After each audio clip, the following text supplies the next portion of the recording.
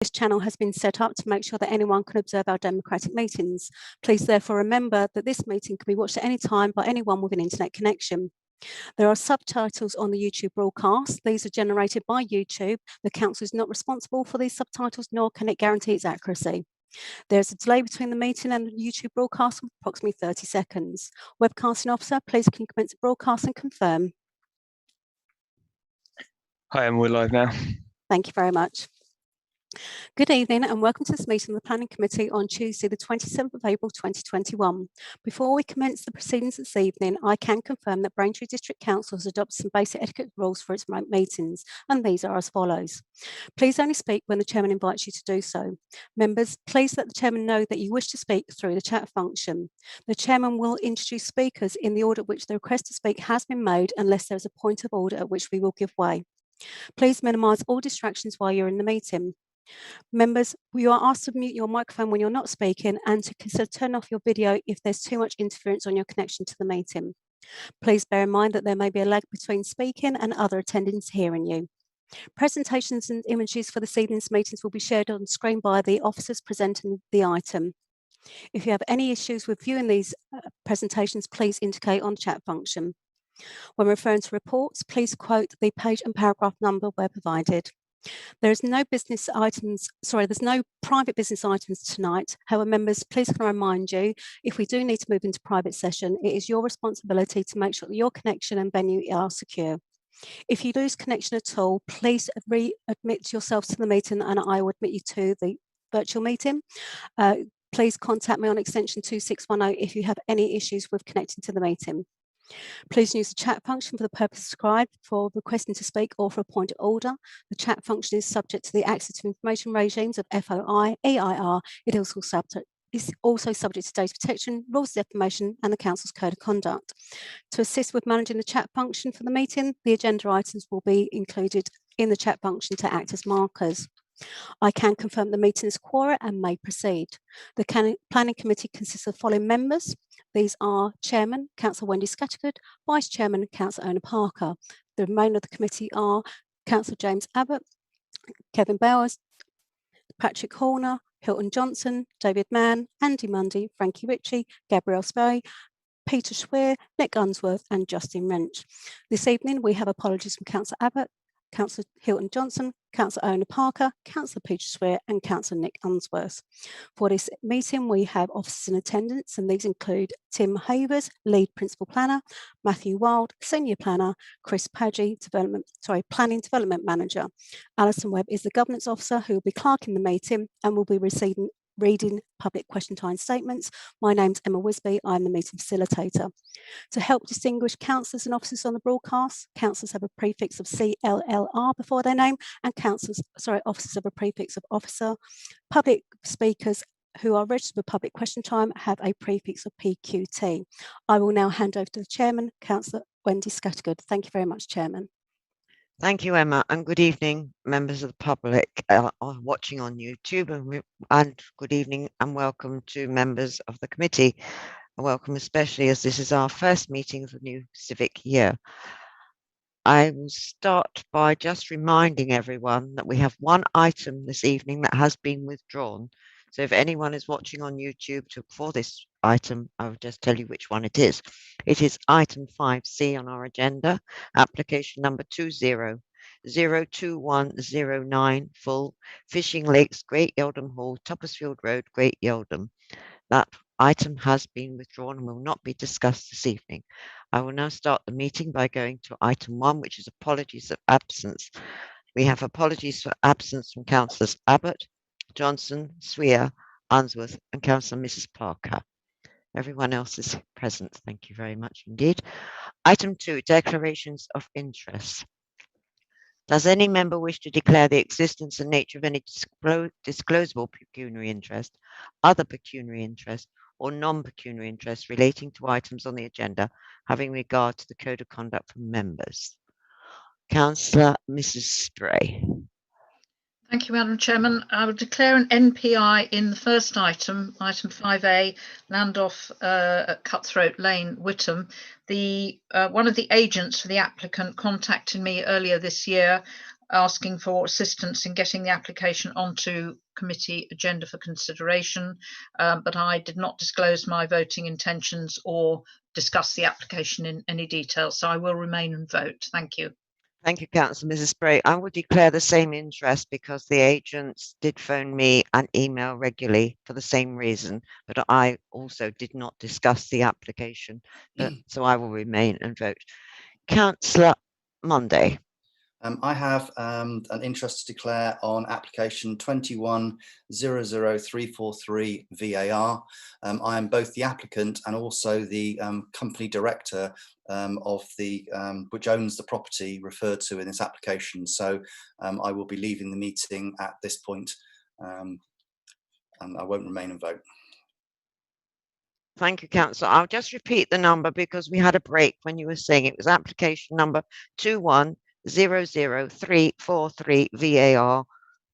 That's correct, and it's just for clarification. A DPI I'm declaring. Yes, I heard that bit. It was we missed out on the actual application number, and just for clarification, I decided I would repeat it for you. Thank you, Chair. I have no one else wishing to declare an interest, so I come to the minutes. I have the minutes of the 13th of April. Does anyone wish to make any comments on these minutes? If not, and you're happy with them, can I have a mover and a seconder, please? Happy to move them, Chair. Thank you, Councillor Mann. Second, please. I'll second, Chairman. Thank you, Councillor Mrs. Spray. The minutes have been moved and seconded as a true record. I will take silence as your approval. Thank you, members. Those minutes have been approved. We now come to item 4, public question time. We have no general questions this evening. Statements will be made prior to each application. Come on to item 5, planning applications. We have one item in part B, which we could en bloc without debate. This is application number 201489HH, 44 Western Road, Silver End. This application has been brought to us because the parish council have objected. Does anyone wish to move this item en bloc?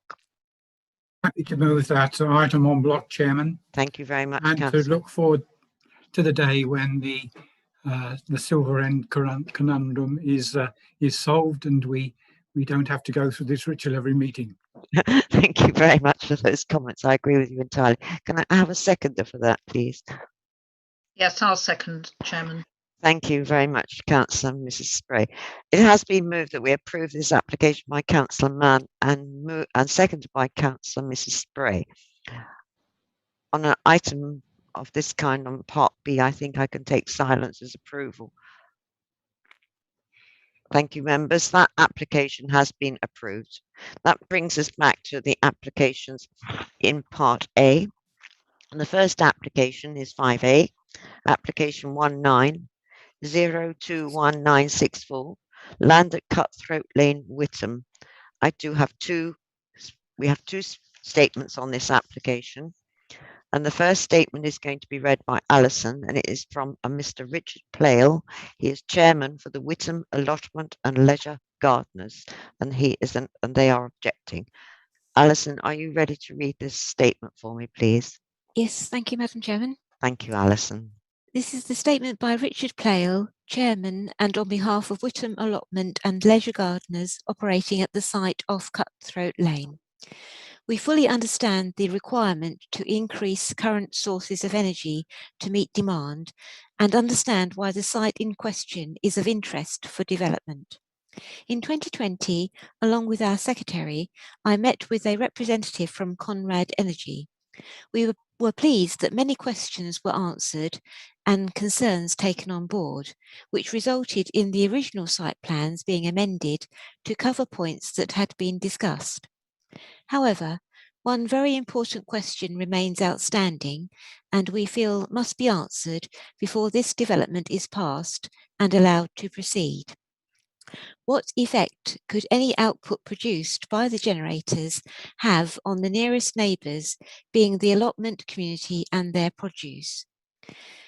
We have been provided with information from Conrad which shows examples where such byproducts are captured and then used as a benefit in the horticultural industry in the form of heating.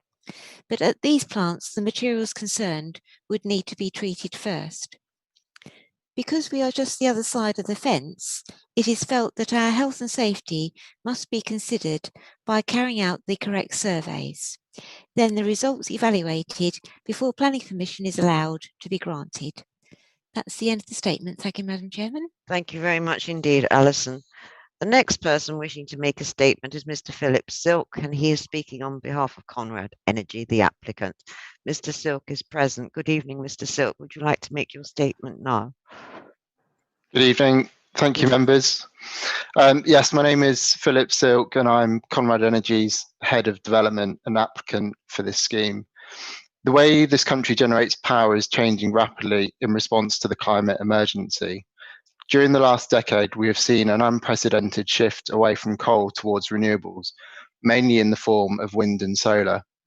However, this move towards a low-carbon economy does have consequences.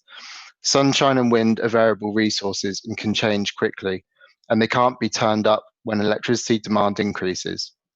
Drops in power output or increases in electricity demand in peak periods cannot be quickly and efficiently met by the remaining large power stations, which take hours to start and increase output. The government and National Grid therefore recognise the need for flexible, fast response generation across the power grid to fill these gaps. They provide a critical safety net of supply and resiliency to ensure everyone has access to the power they need. Flexible generators such as the one in our application will only be used for limited periods, usually 3 to 4 hours per day, to support peak demand and when renewables do not generate as much power as forecast. They also critically provide resiliency in the event of unplanned power outages or changes in the grid network. We're also seeing increased need to support UK Power Networks, the local distribution network operator, to provide the least cost solution to manage increasing demand on substations from new housing and industrial users, all of which have growing energy consumption with the electrification of heating and vehicles. We've listened closely to the concerns raised by local residents about the access to the site and have also engaged with Essex Highways to achieve an acceptable solution during the construction period. As detailed, we did look at an alternative route, but the only viable solution is the one proposed. Our application sets out various measures to minimise any disruption to local residents, which includes a direct contact at Conrad Energy to liaise with the community, implementation of measures to control the access of HGVs to the site, restricted hours for access, and a walking banksman on delivery of large equipment as some of the examples. In accordance with the details submitted, there will be some enhancing of the shoulders of the carriageway at certain points to facilitate the vehicles and a need to cut back some of the vegetation. However, there is no need to remove any of the trees. In addition, we have liaised with representatives of the adjacent allotments. As a result of this engagement, we have made a number of changes to our scheme, including the positioning of equipment and landscaping enhancements. In addition, we're proposing to support the allotments with some local initiatives that will benefit its members and users. Conrad Energy owns and operates many such schemes across the country. They're an increasingly important part of a complex power grid and essential if we are to continue growing the proportion of our energy to come from renewables whilst keeping the lights on. Our project will be connected into the local 11 kV grid network in Witham at the substation directly opposite the site. This means that the electricity will be distributed and consumed locally and support the ability for the local grid to support future growth in the area. We hope members recognise the clear need and benefits of the scheme and resolve to approve the application. Thank you. Thank you very much, Mr. Silk. Thank you for your statement. We will now come on to the presentation of this application, which is going to be made by Tim. Good evening, Tim. Are you ready to make your presentation? Thank you, Madam Chairman. Good evening, members.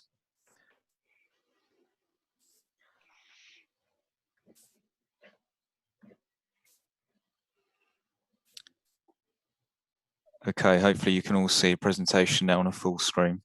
So this application is for the development of a standby gas-powered generation facility incorporating improved access provision, internal access tracks, security fence, gas generators and associated infrastructure and the site is land at Cutthroat Lane, Witham. So I'll start with the site location plan, the site outlined in red. So we have the mainline railway along here. The branch line runs to the west of the site here. Cutthroat Lane to the north of the site here. And then the allotments is the green section here, which abuts the site. Just beyond that is the electricity substation to which this site would link. Aerial photograph just to provide a bit more context. So application site is obviously here. Again, mainline railway, branch line, electricity substation, the allotments here, and that's the site boundary. You can just see the line of the fence there. And the car park here. This is a petrol station next to Morrison's. And then the other point to note, this is the closest residential, which is a flatted block. So some photos of the site itself. As you can see, it's a relatively flat, undeveloped, it's a grassed site at the moment. We're looking here towards the Maltings, and the mainline railway is located in between. Then just turning slightly, the branch line now is running across the edge of the photograph here, mainline railway to the left, and just the edge of the Maltings there. Turning the other way, this is the existing site boundary with the allotment, so you can just see one of the allotment sheds here. So there's obviously immediate proximity. Some more photographs. I mentioned the flatted blocks. So they're some distance away over here. Again, you've got the branch line in between, and then the large car parks there. And then now this photo is actually taken from that car park looking back towards the application site. So you can't see it particularly clearly, but the branch line runs across the end of the car park there, and the application site just sits beyond here. Couple more from the wider context. I mentioned the petrol station earlier, so I took this one obviously standing looking through the petrol station with the application site is just beyond here. And then this is from the other side of the mainline railway, so we're looking back towards the application site, which again you can't really see, but it's around the other side of the mainline railway. It's around that kind of area. So I know there's been a lot of comments and objections made in terms of the access. So some photographs of the access. So this is standing on Mulberry Gardens, looking towards Motts Lane, which then leads in turn to Cutthroat Lane. So this is the first section of the access here.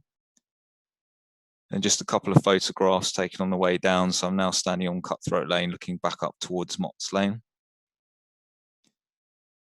This is roughly midway down Cutthroat Lane, looking down towards the application site.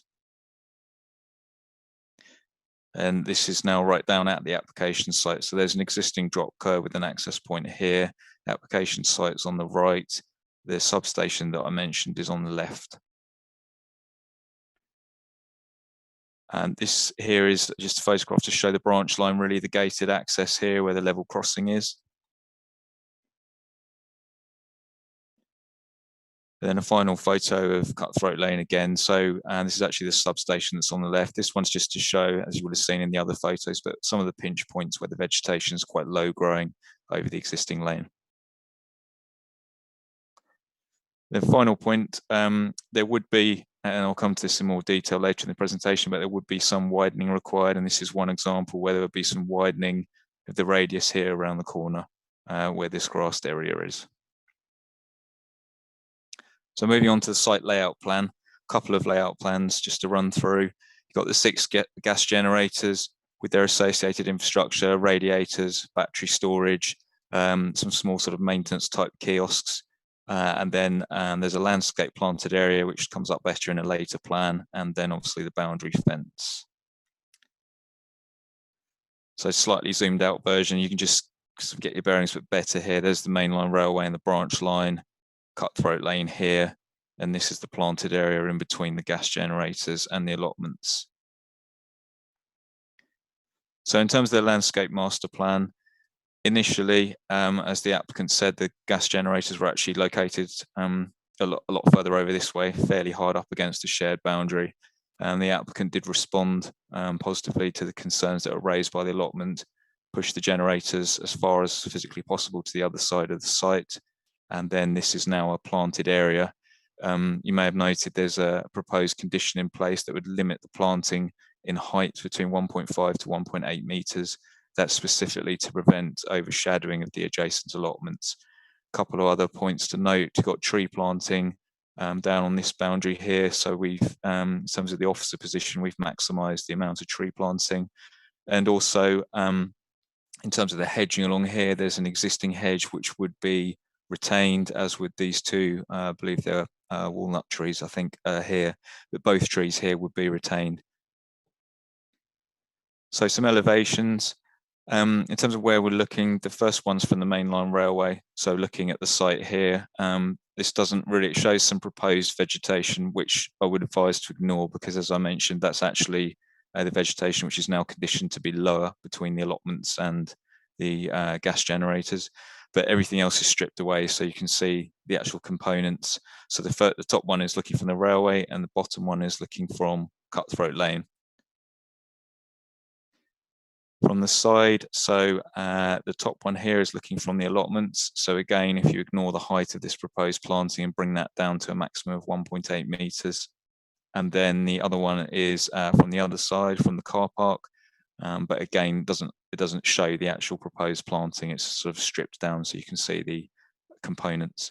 So in terms of colour, they're green. They are what they are. They're pieces of commercial infrastructure.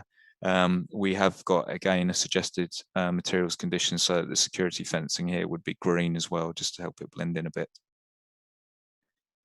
The applicant at officer's request produced a CGI image. This is just to show the wider context, really. So you can see the proposed scheme here, just in the background, looking through the existing petrol station, and the vegetation, just where I've got the cursor there, is proposed. So that's some of the vegetation that will grow up to offer a bit of screening. It's obviously not going to screen it completely, but it would just have the ability to soften it a bit. And then in terms of the wider context, you'd have the maltings still behind. So vehicle tracking plan, I mentioned the access earlier, and it's probably the most difficult area of this application from certainly an officer's view. So what I've done here is picked the largest vehicle that's proposed to come down, which is a crane.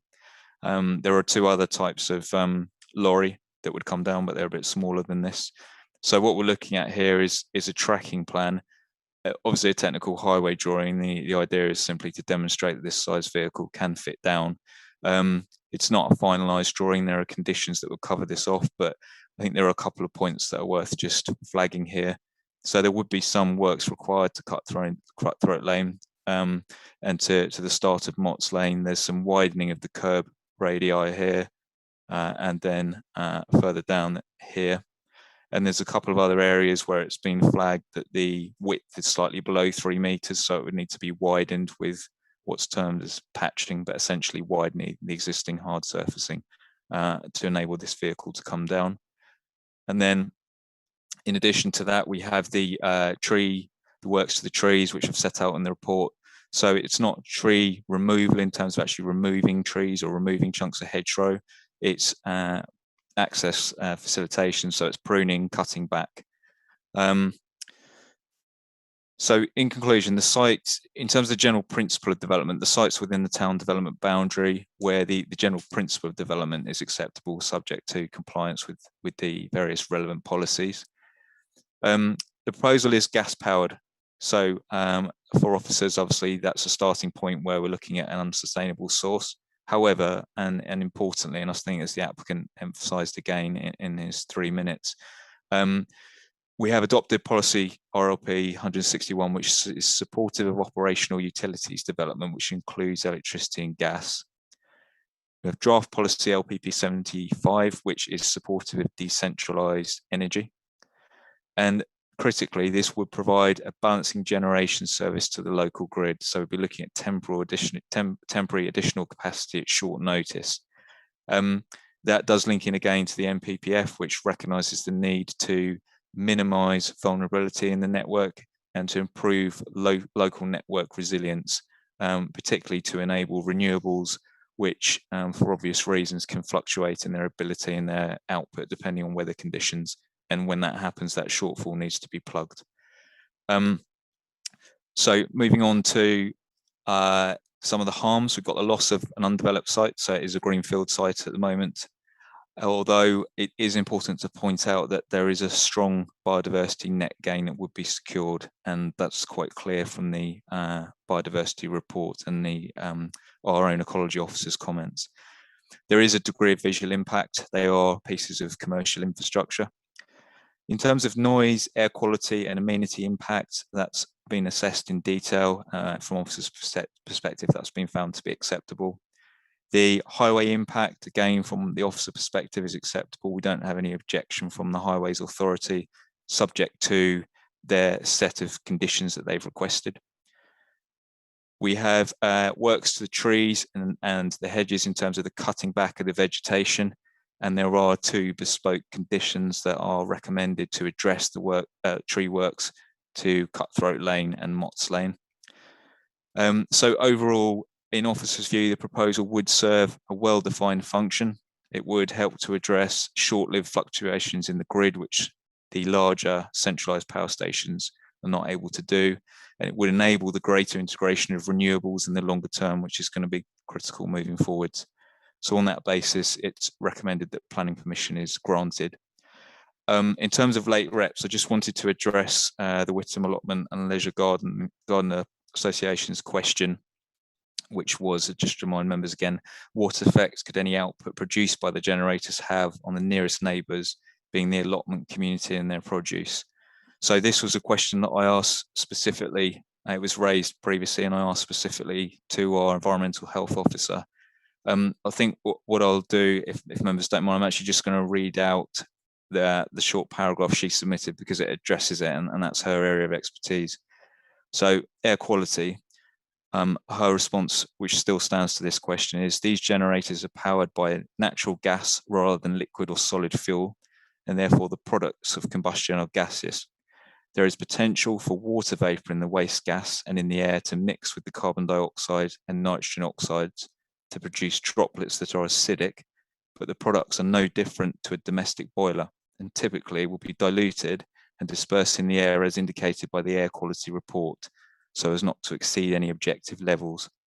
Section 2.52 of the air quality report confirms that no substances of concern are released in sufficient concentrations to need to be considered in terms of deposition to the ground.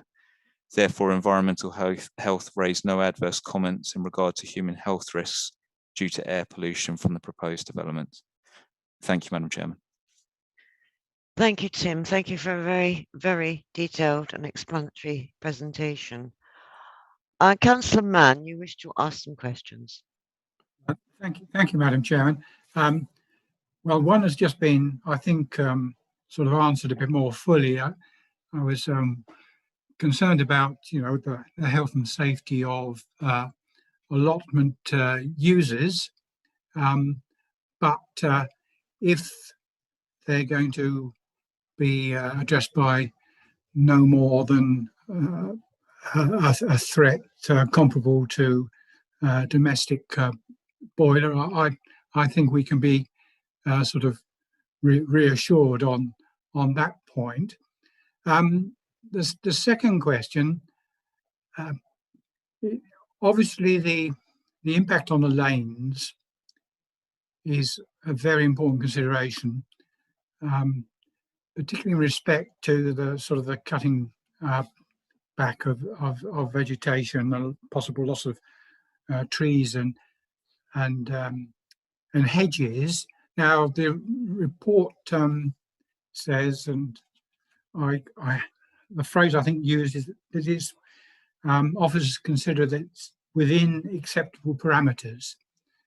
Now, clearly from a submission from Councillor Abbott, he has a different view, a very different view, a dramatically different view as to the impact on Cutthroat Lane and Motts Lane, and he clearly does have the benefit of local knowledge. So my question is, are we, absolutely sure? I can understand that, the short term construction phase is going to be pretty traumatic for all concerned, and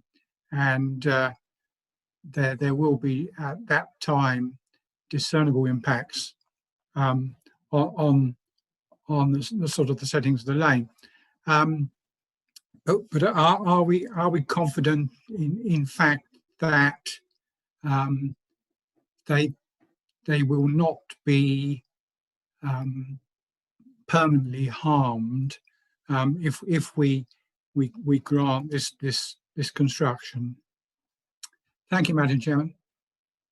Thank you, Councillor Mann. Tim, do you want to come back at this stage before I move on? Yes, thank you. So in terms of what we did to assess that, so I personally, I visited the site myself on 3 separate occasions, but on one of those occasions, I personally walked the length of the lane twice with our tree officer. And the question that I posed to him was, given the types of machinery that are going to be going up and down here, if this is granted, and the fact they're going to need access, and it's going to need to be cut back to allow lorries and cranes of that size to come through.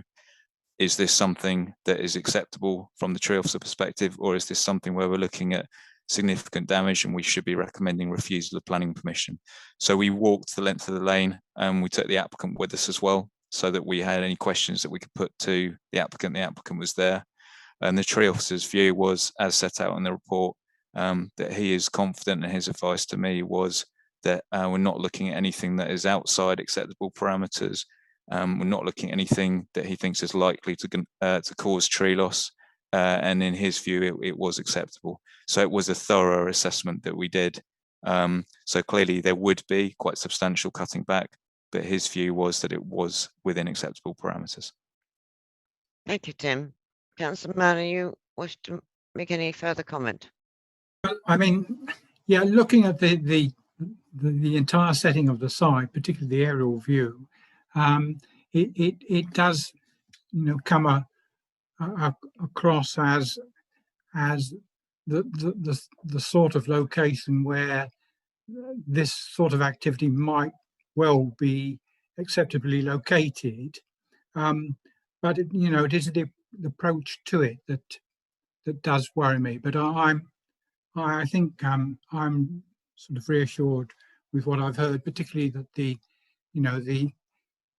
applicant has been involved in the assessment and is aware just what is acceptable and not acceptable. So thank you. Thank you, Councillor Mann. Councillor Horner. Thank you, Chairman.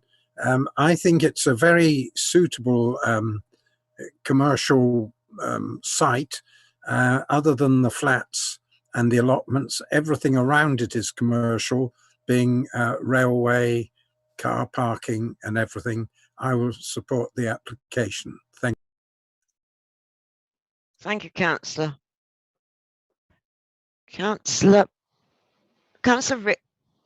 Ritchie, sorry. Thank you, Madam Chairman. A quick question, if that's okay, to Tim.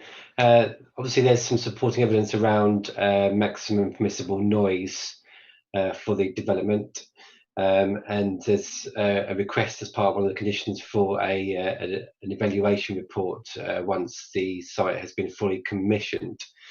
It mentions in there that if those noise levels cannot be met, then further mitigations will be required. But I'm just kind of, first of all, interested around what those further mitigations would be. I don't think you can develop the site much more to mitigate that sound. So first question, by way of limiting the amount of generators that could be used to limit excess noise.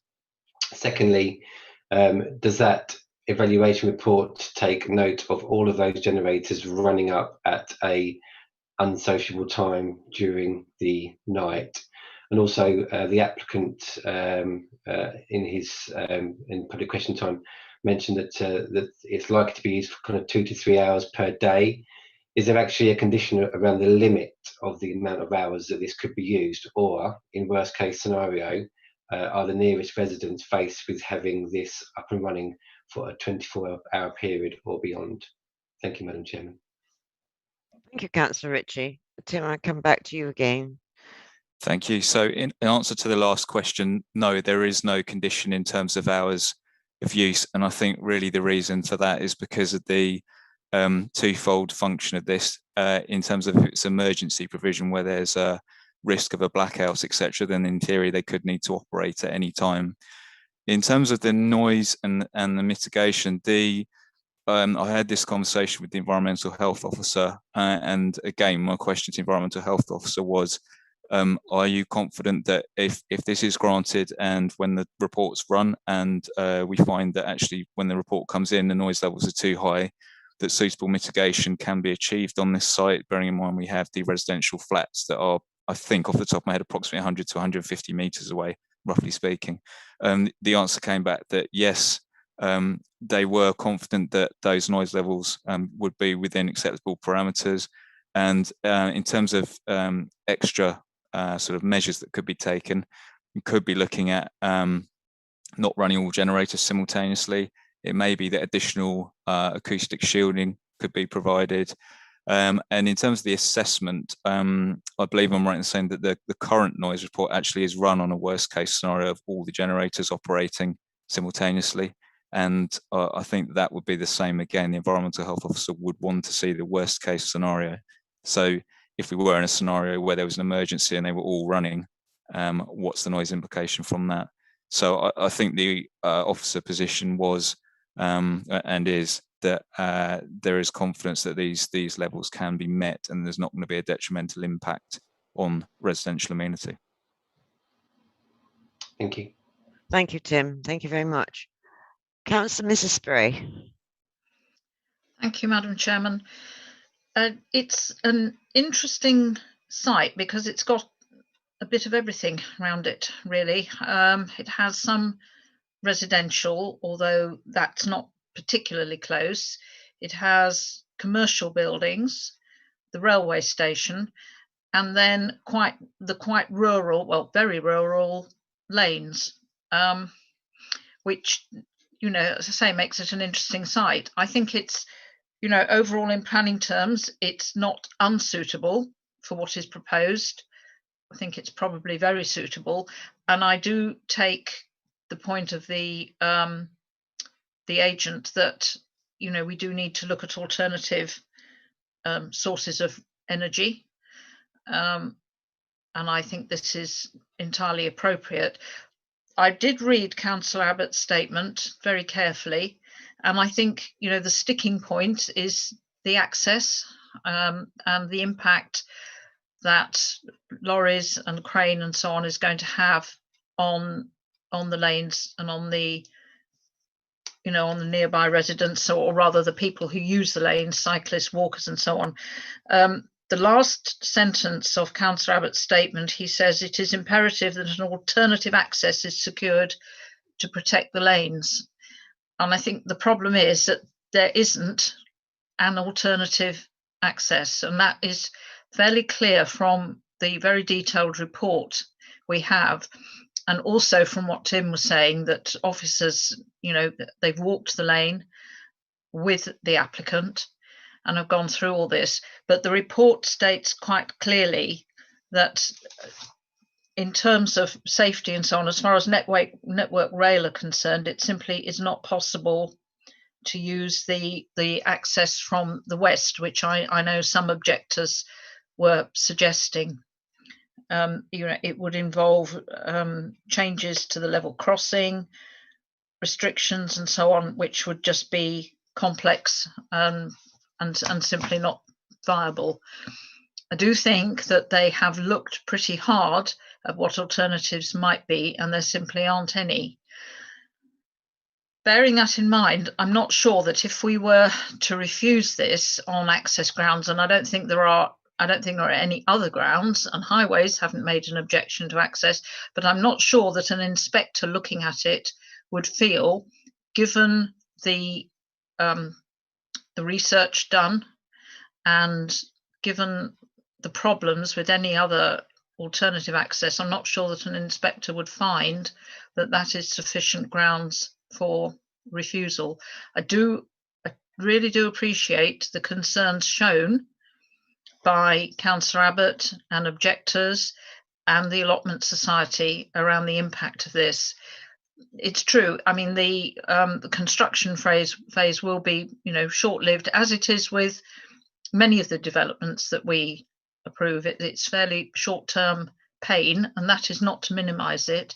But I am hopeful and assuming that once that is done, that it will be very minimal. And our landscape officers are satisfied that, we're not looking at taking down a lot of trees to the detriment of the surrounding area. So it is quite difficult from that point of view. But overall, I think they've done as much as they can to try and minimise the impact on the users of Cutthroat Lane and Motts Lane, and to make it look as good as they possibly can. So I think on that basis, Madam Chairman, I will move officer's recommendation for approval. Thank you. Thank you, Councillor Mrs. Spray. Does that find a seconder, please? Councillor Ritchie, happy to second. Thank you, Councillor Ritchie. I have no one else wishing to speak on this item. I'll just give you a couple of minutes to register on chat if you wish to speak. No one else wishes to speak, so I'm going to put that to the vote. Now we're voting on approval for this application. Councillor Bowers. For. Councillor Horner. Councillor Horner, you're muted. For. Thank you. Councillor Mann. For. Councillor Monday. For. Councillor Ritchie. For. Councillor Mrs. Spray. For. Councillor Wrench. For. Thank you, members. That application has been approved unanimously. Thank you very much. And thank you, Mr. Silk, for attending our meeting and speaking on it. You were slightly over the 3 minutes, but I ignored that for this evening. That brings us to the end of that application. Thank you very much indeed, members. We'll now move on to item 5B, which is the application number 20017394 full Parkgate Farm, Park Road, Rivenhall. And this item can be found on pages 30 to 52. I do have a statement on this application. The statement is made by Mr. Oliver Spencer, who is the agent, and it's going to be read for us by Alison. Alison, are you available to read the statement from Mr. Spencer, please? Yes, thank you, Madam Chairman. Thank you, Alison. This statement has been prepared by Andrew Martin Planning on behalf of the applicant, R.A. Bryce and Partners, in relation to Parkgate Farm in Rivenhall. The application site is currently occupied by a number of vacant farm buildings which are ageing and have a negative impact on the character and appearance of the countryside. The proposed development involves the demolition of 5 of these buildings and 2 silos, the erection of 5 replacement office units, and the conversion of 2 existing buildings to create 2 further office units.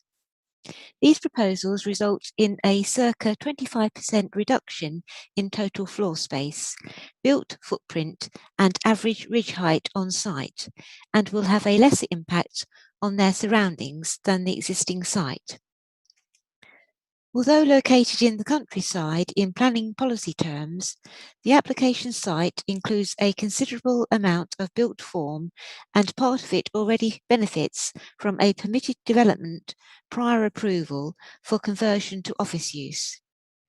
Furthermore, the current proposals provide an opportunity to replan the site comprehensively and achieve a better quality development that improves the character and appearance of the area than would otherwise be the case by implementing the permitted development scheme.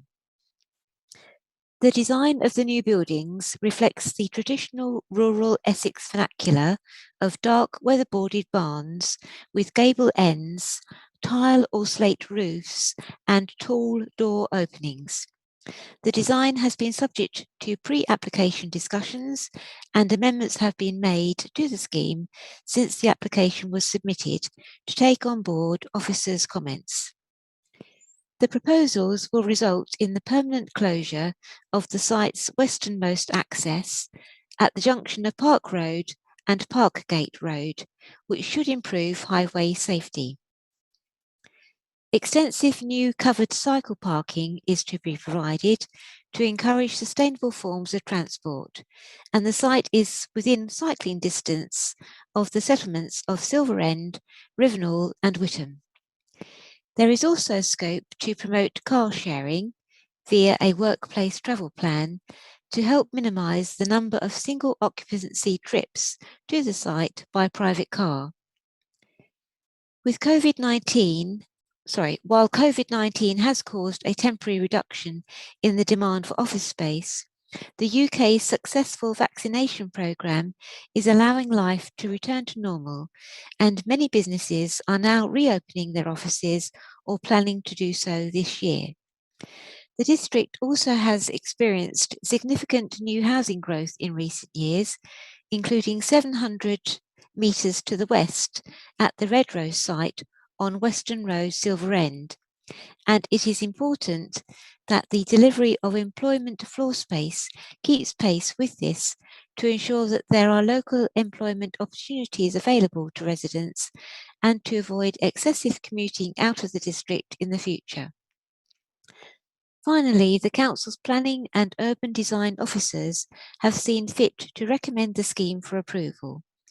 With this in mind, Andrew Martin Planning respectfully requests that members follow this advice and grant consent. That's the end of the statement. Thank you, Madam Chairman. Thank you very much indeed, Alison. We have no more statements on this application, so we go straight to the presentation, which is going to be made by Matthew. Good evening, Matthew. Good evening, Madam Chairman. Good evening, members. Bear with me 1 second, please.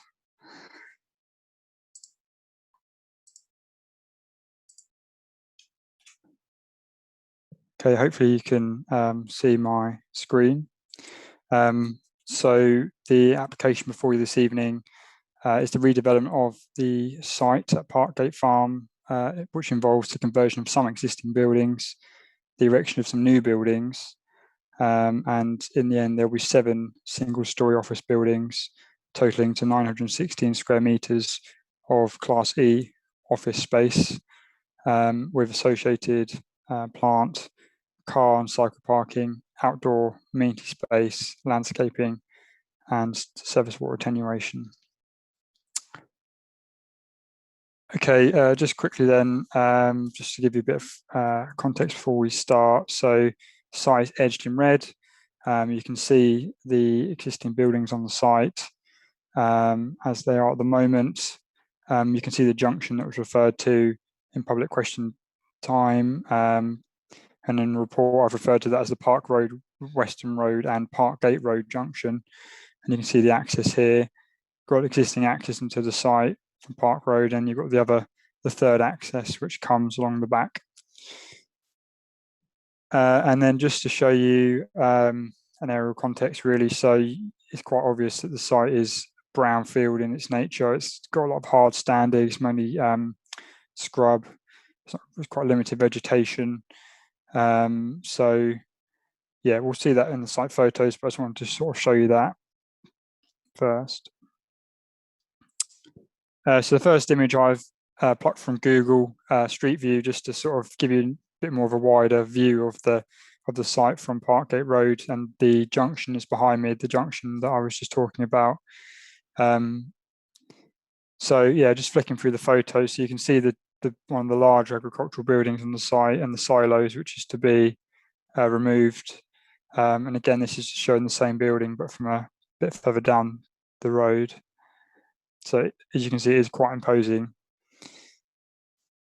So that's the junction with Parkgate Road. The actual site junction is just a bit to the left of that, so it literally is onto the junction. This is the existing access into the site at the moment.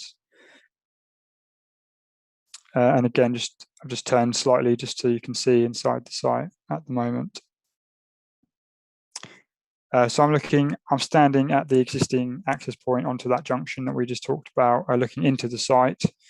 You can see one of the buildings which is to be converted over here, and the building over here is to be demolished and rebuilt. That's just a closer view of the back of one of the buildings to be converted. So this is one of the views looking down, which will be one of the vistas, actually, open vistas on the development. But you've got one of the buildings on the left to be demolished, and then you've got, you can't really see it in this picture, but if I show the next one where I've sort of turned 180 degrees and gone a bit further into the site, you can see this building here will be converted, and this building, which is this one here, will also be converted. So they're two buildings that are to be retained. This is just to show the big agricultural building, which is at the back of the site, which is obviously the more modern one compared to the others, which is separate to this application. And then you can just see the relationship of that building with the existing complex on my left up here. And then, yeah, all of this is going to go as part of the application. And then, yeah, just the silos, you can see they are fairly large in size. And this is that third axis that I was talking about, which goes to the modern agricultural building to the rear. Okay, so I asked that a copy of this be included in the report, just to sort of give you some context as to what we have granted through the prior approval process, which is what you can do without needing planning permission, but it has to go through the change of use prior approval. So that was for the conversion of 5 existing barns on the site to form office space, and that totaled to 479 square meters.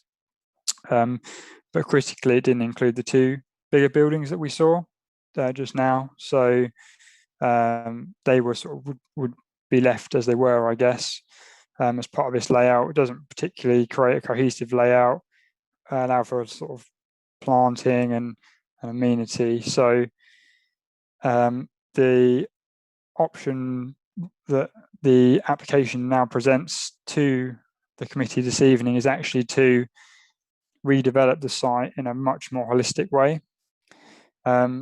What that does mean is more office accommodation that they're looking for. So the 2 buildings that I said to be retained are these ones here, units 3 and 4. But the access point would change. The other buildings which are in this corner here will be removed. Building 5 would also be removed over here in favour of the parking and the vista.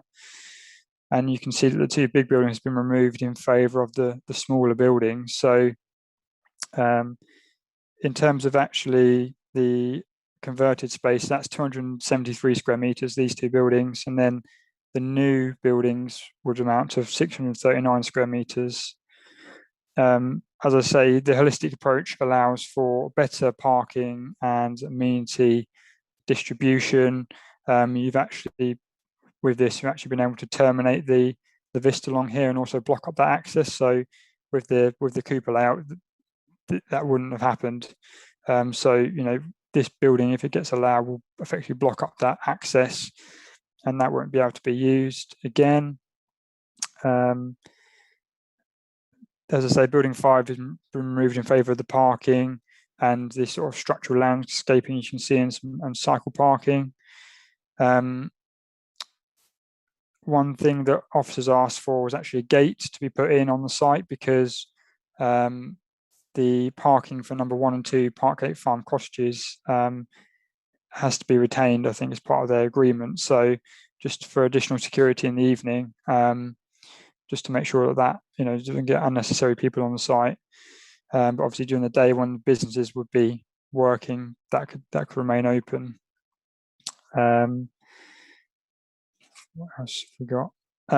So there's a mobile vendor space as well, which you can sort of just about see here, which you know, so I suppose if a mobile food vendor came and served food for the lunchtime or something for the offices, future users of the offices to utilise. And then, yeah, just flicking through the elevations very quickly. As we said in question time, they are sort of fairly sort of Essex barn in their design. They're slightly varied, but all single story. You know, black weatherboarding, or similar, apart from the existing buildings, which are going to be more or less retained as they are. This is another existing building. And then, yeah, you can see the new proposed buildings. They're all slightly different. But like, I suppose bring that sort of homogeneity between them really. And this one I asked for an example layout, so you can see like the desks going around in a couple of meeting rooms and the toilets. So obviously the spec of the internal layout will be decided at the time of if it gets approved, then who would purchase one of the units or rent it. But certainly that's an example of how it could be. And then just one street scene from the road. Okay, so it's outside of settlement limits, and the site is remote from public transport and a nearby settlement, although there is a condition asking for a travel plan, which should hopefully facilitate some more sustainable means, or like car sharing, as has been said. We have a principle accepted here for the employment use through the change of use prior approval, or the Cooper, as we call it. It's a brownfield site, and obviously we would be redeveloping that, or they would be redeveloping that. It would result in additional employment in the district, which obviously there's lots of additional housing, so employment is also needed. But there is quite a lot of additional floor space here for office that, you know, in a countryside location potentially wouldn't ordinarily be considered favourably. So we've had to do a balancing exercise here based on the Cooper that's there, and also obviously based on the benefits that would be accrued through, you know, the redevelopment of the site in a holistic way. So yeah, the comprehensive approach would lead to a visual reduction in built form, less conflicts between the office and agricultural users, and the closure of the junction, which is, yeah, hopefully improve highway safety. So taking everything into account, officers are very much of the view that the benefits would outweigh the harms in this particular case, and that the application is recommended for approval this evening. Happy to answer any questions. Thank you. Thank you very much, Matthew. Thank you for a very detailed, comprehensive presentation. I have Councillor Mrs. Spray wishing to speak. Councillor Mrs. Spray. Thank you, Madam Chairman. Thank you, Matt, for a very good presentation. I note that the reason we've got this before us this evening is because it was called in by Councillor Abbott, but he has sent apologies for this evening, and he hasn't, that I'm aware of, submitted a statement for us. So I think that's a bit disappointing. However, I'm happy to speak on it. And his reasons for calling it in were the scale of the proposal in a rural area. But there are buildings here already. I appreciate they were agricultural buildings, but they're unused. They're not, you know, they're not particularly lovely looking now. And actually, I do think this is quite a decent proposal. From the drawings, I don't mind the appearance of the office buildings at all. They're not, you know, they're not unattractive as far as office buildings go. They are all a little bit different, so there's some variety there. And actually, I think Matt's description of the site being, you know, reorganised in a holistic way is quite a good summing up. It will tidy it up considerably. I would be fairly confident that there will be a demand for this office space, given the development that's going on in the district.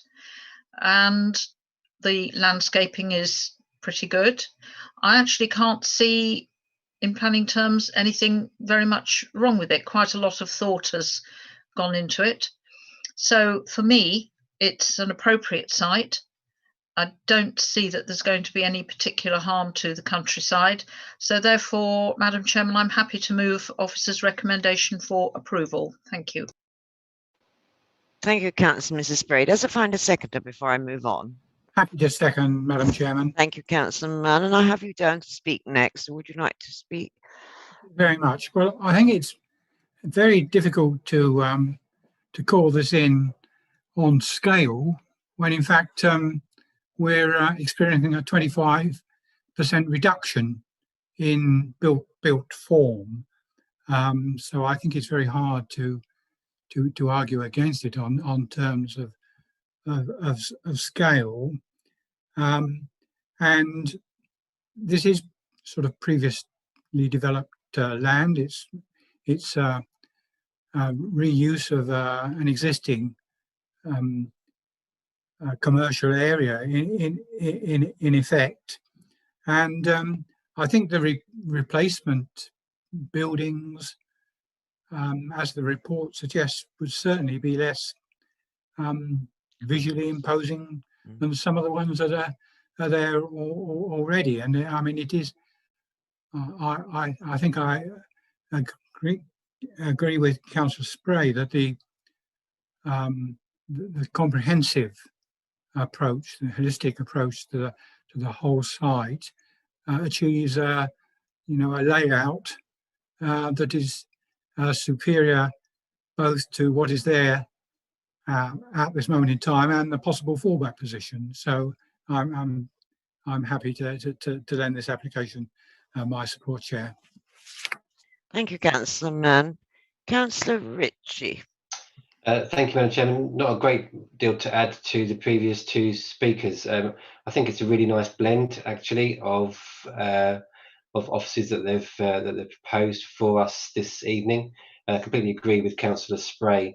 I think, given the current circumstances and its location, it will probably attract some remote working for those who maybe don't want to work at home, but maybe don't want to travel into city centres or town centres. So I think it'll probably garner some good attraction from that perspective. Just another point to kind of reiterate, it's really disappointing that Councillor Abbott has called this in and not shown up this evening. I think it's a real shame to have used officers' time for that and not turned up this evening, but rather chosen to attend a hustings to try and gain votes. But that's just my personal opinion. Anyway, I'll be happy to support officers' recommendations. Thank you, Madam Chairman. Thank you, Councillor Ritchie. I think you've said what we're all thinking. If no one else wishing to speak on this item, no. It has been moved by Councillor Mrs. Spray, seconded by Councillor Mann, that we approve this application. And I'm going to put it to the vote for approval. Councillor Bowers. For. Councillor Horner. For. Councillor Mann. For. Councillor Monday. For. Councillor Ritchie. For. Councillor Mrs. Spray. For. And Councillor Wrench. For. Thank you, members. That has been approved unanimously. Thank you very much indeed. We now move on to 5D, and that is application number 20021614, Kelsale, White Horse Lane, Witham. And I do have a statement on this application. We have a statement from Witham Town Council who are objecting, and the statement is going to be read by Alison. Alison, are you ready to read the statement? Yes, thank you, Madam Chairman. Thank you, Alison. This is the statement of Witham Town Council. The above referenced planning application relating to the proposed erection of a one-bedroom dwelling adjacent to the existing property known as Kelsale in Whitehorse Lane, Witham, came before Witham Town Council's Planning Applications and Transport Committee at its meeting on 1st February 2021.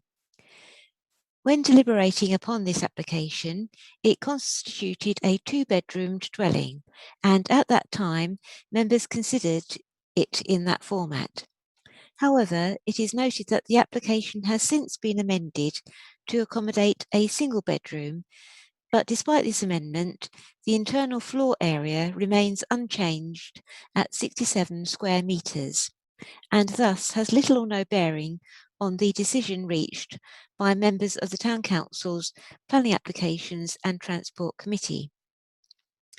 Therefore, given that, irrespective of the fact that the number of bedrooms has been reduced from 2 to 1, the overall footprint of the site remains the same, and with the far from inconsequential benefit of local knowledge, members are of the opinion that this proposed development is effectively to be shoehorned into the triangular site formulated by the existing property at Kelsale on its southwestern flank, and the tall brick wall which acts as the boundary to the northeast at the B1018 Braintree Road. It is also noted that the report provided by the LPA's planning officer admits to the fact that the usable amenity space to the rear of the proposed development amounts to only 45 square metres, which does not meet the criterion of a minimum garden size of 50 square metres in accordance with the Essex Design Guide, which has been adopted by the Planning Authority. While the planning officer mitigates this with reference to an additional 6 square metres between the side of the property and the tall boundary wall, the operative word in this report is usable. As regards the provision of one additional parking space on the road at the proposed development, it is recorded that when an existing apartment block was originally constructed on Whitehorse Lane, the Highways Authority is noted as stating that the nature of the road, being a cul-de-sac, would not support any further development. Therefore, in confirmation of its original written representation dated 4th February 2021, Witham Town Council maintains its recommendation to refuse this application on the following grounds. 1. Gross overdevelopment of the site. 2. Inadequate amenity space contrary to the Essex Design Guide. 3. The additional on-road parking space is contrary to the opinion of the Highways Authority that the existing roadway of Whitehorse Lane will not support further development, and thus in turn there would be inadequate parking provision contrary to RLP 10. Witham Town Council further maintains that should the Planning Authority be minded to grant this application contrary to the above recommendation to refuse, the following is noted from the planning portal. Firstly, the reference by the Highways Authority in its capacity as a consultee to the electricity poles in the vicinity which may require relocation or replacement. Secondly, the reference by the Historic Environment Officer in the capacity as a consultee that the area of the proposed development is one of significant archaeological potential. Finally, in closing, and as an aside, it is further noted by the undersigned that within the past 7 days, the existing garage adjacent to the property at Kelsale has been removed and the site cleared and levelled. And this statement is in the name of Councillor John Goodman, who's Chairman of the Planning and Applications Transport Committee of Witham Town Council. That's the end of the statement. Thank you, Madam Chairman. Thank you very much, Alison. Thank you. There's no further statements, so I will go straight on to the application, which is application, as I have said, 200216114, and the presentation will be made by Matthew. Thank you, Matthew. Thank you, Madam Chairman. I'll just share my screen again.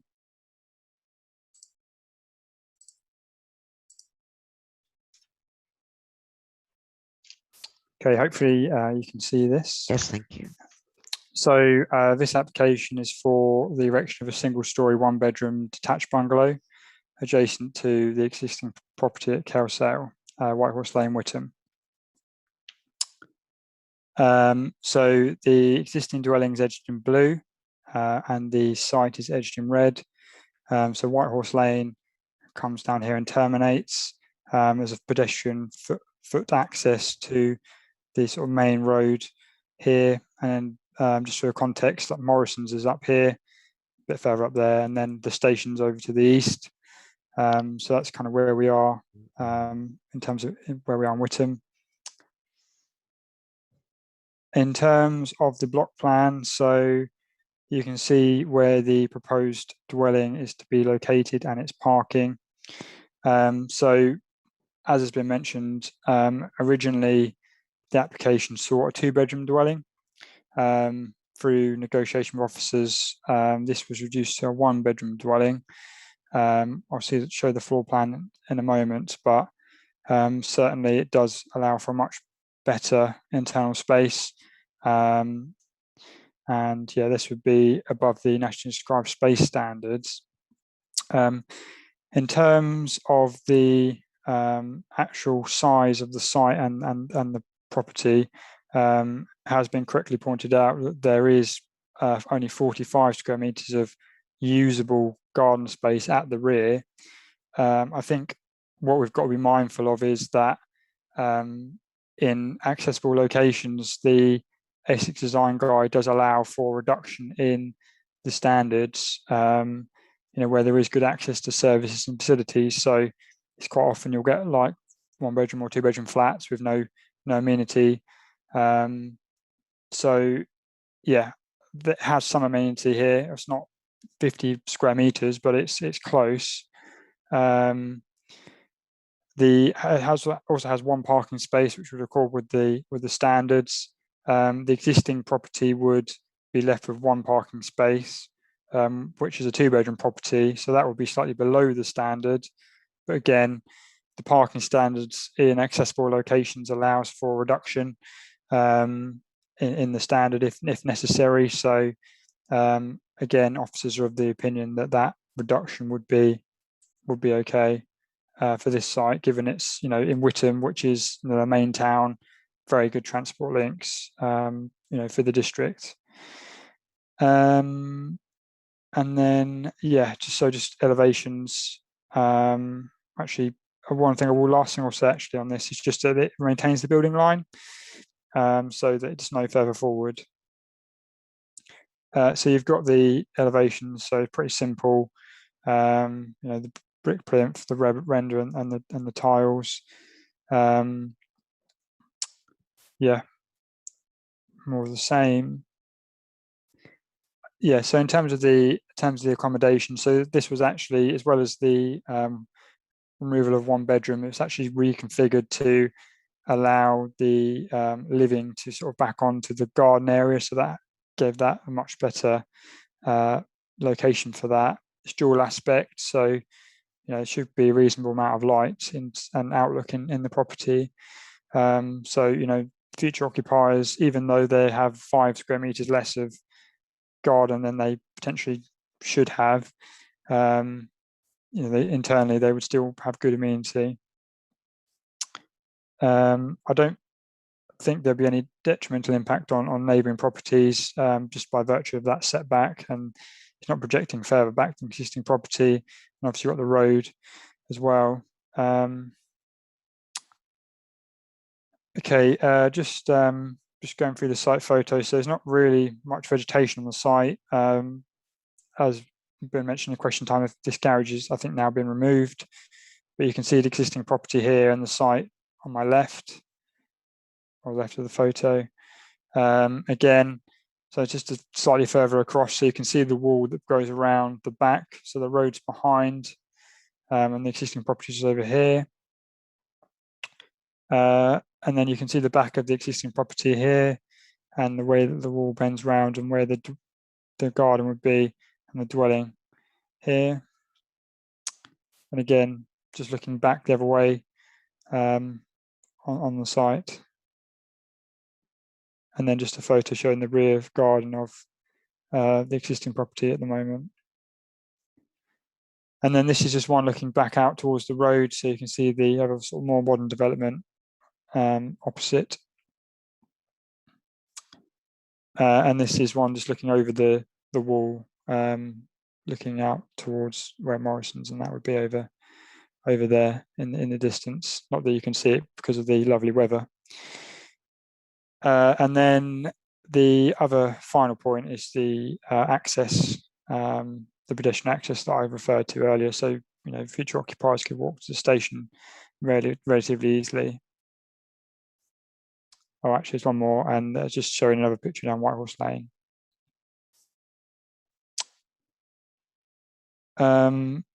So just in terms of summary then, so it's in the development boundary, as I said, in a highly accessible location.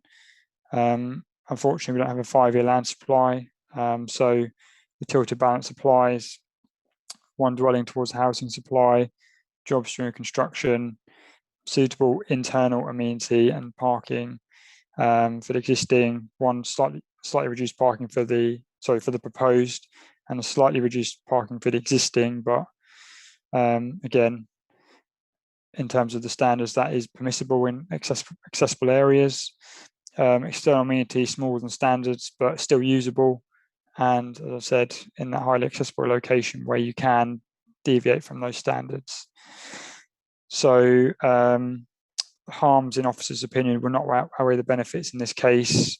And officers are recommending for approval. Just picking up one point in raising the question time. Actually 2 points. First one about the archaeological potential. I think it's condition 8 in the report, which is about archaeology, written scheme investigation. So that would need to happen before any works could commence on the site. So if there was anything on there, then that would obviously get catalogued and appropriately sorted. And just in terms of the electricity pole, you'll have seen from one of the photos that there is one right outside the front of the site. If this does need to be moved, then it might be that we could put an informative on for the developer to contact UK Power Networks.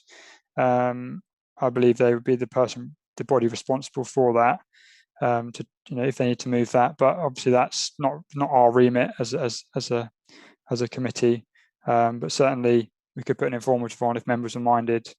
And that's in the presentation. Happy to answer any questions. Thank you. Thank you. Thank you very much, Matthew. And nobody seems very keen to speak on this one at the moment. Councillor Mrs. Spray. Well, I'll come to your rescue, Madam Chairman. I actually honestly have very little to say about this. It meets all planning policy. I think the town council's objections have been answered and addressed. It's perfectly suitable dwelling for the site. Honestly, I really don't think I can find anything more exciting to say about it, Chairman, other than I will move officer's recommendation for approval. Thank you. Thank you, Councillor Mrs. Spray. Did you want to put the informative on regarding the electricity pole? Yes, please. I think that might be a good idea. Yes, There's any arguments later, doesn't it? Absolutely. Does that find a seconder before I move on? Second, Madam Chairman. Thank you. Thank you, Councillor Richard. Did you wish to speak?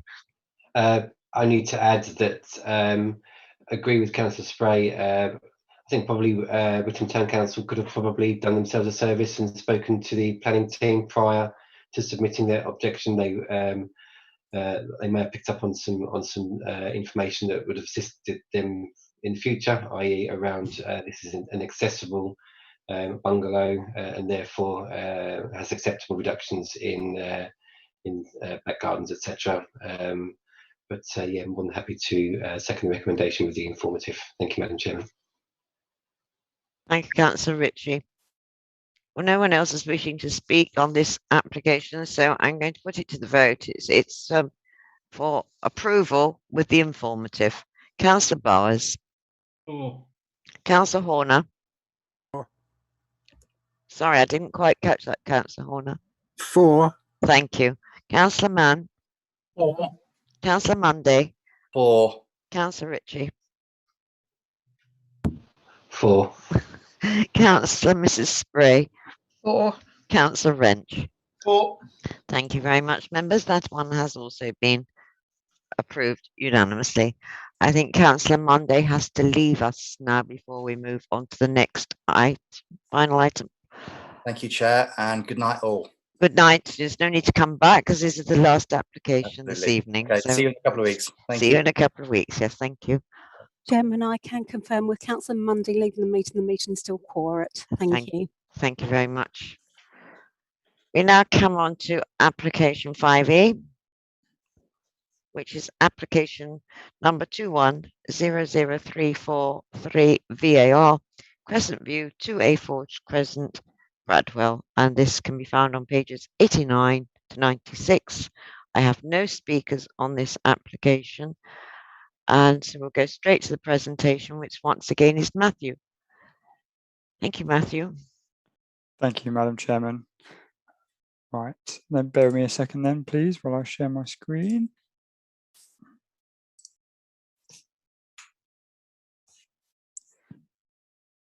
Okay, so the description looks a bit intimidating, but it's quite simple, really. So we're looking at the variation of condition 2, which is the approved plans, because there's been some tweaks to the plans. And we're looking at the removal of conditions 3, which relates to like material samples, condition 4, which relates to the boundary treatments, the fences, condition 8, which is in terms of dust and mud, which is normally what we would put on to make sure that the construction phase goes as smoothly as possible. So the variation of condition 2, the approved plans, is to allow a small increase in the building height and also the installation of solar panels. So we're looking at the property Crescent View, which is 2A Forge Crescent, Bradwell. So just the plan that shows the solar panels at the rear of the property. We'll see that they're actually, it's a retrospective application. So you'll see those in a second. And then the plan which shows the increased ridge height of over just 10 centimetres. So the front elevation. So you can see the property as it has been built.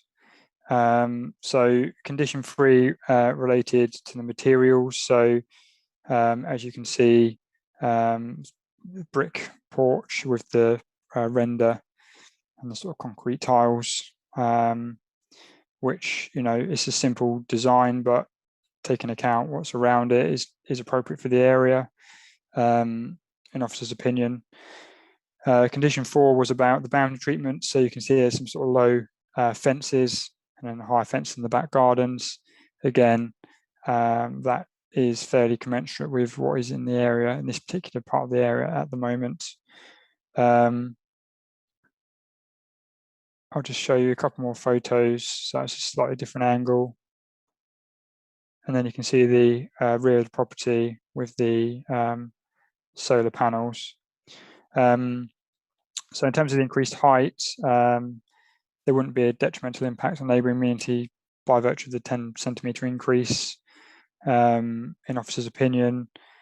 In terms of removal of condition 8, the dwelling is now built, so the condition is now rendered.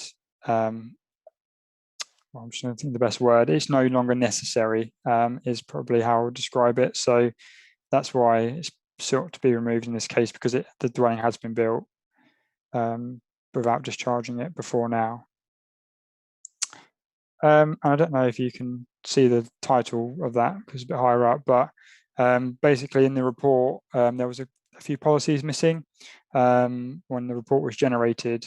So yeah, in the publicised committee report. So these are in relation to this, just the Braintree District Shared Strategic Section 1 local plan, which has recently been adopted, as we know, SP1, SP2, SP4 and SP7.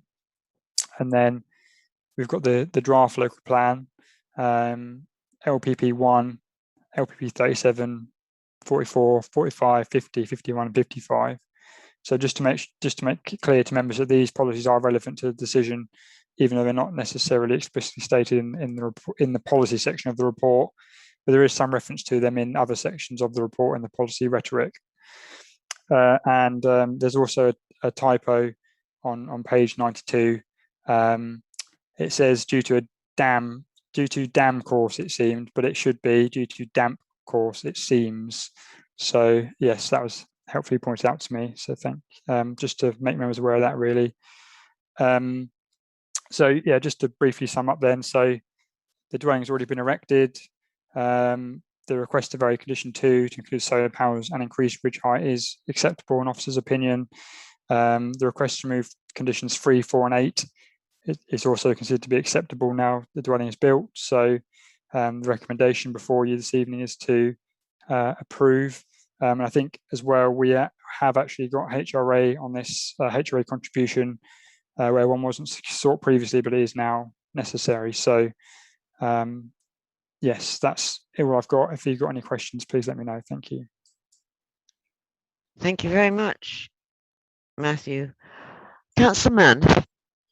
Thank you, Madam Chair. Well, these changes are described as minor, and I think that's correct. The report and the presentation suggest that there's no detrimental effects on the amenity of the area or of neighbouring properties. It seems to me to be entirely area appropriate. Can't see anything at all that suggests otherwise. So I'm happy to move officer's recommendation, Chair.